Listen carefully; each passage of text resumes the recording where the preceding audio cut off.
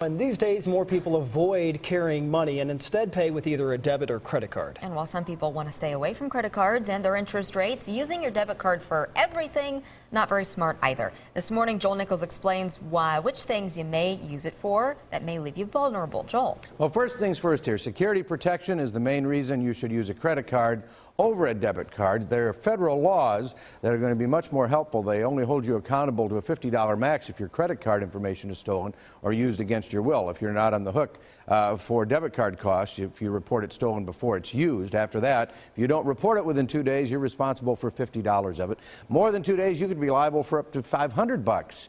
And after 60 days, you're responsible for all of the purchases. So, what should you avoid buying? Online purchases. A number of places have suffered cyber breaches. You've all heard about it in the news. Or maybe there's a virus on your computer that steals that information. Next, hotels.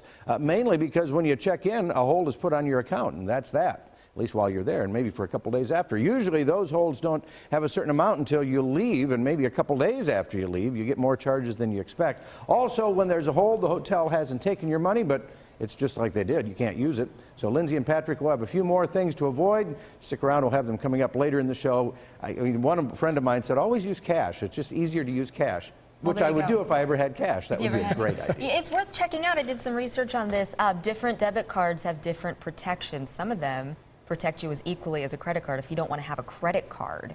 So be aware of those too. And then sometimes when you go just to a gas station and you use it, and then all of a sudden you're on the hook for $50 for like a week before they take it off of there. Thank you, Good point. Thanks, Joel.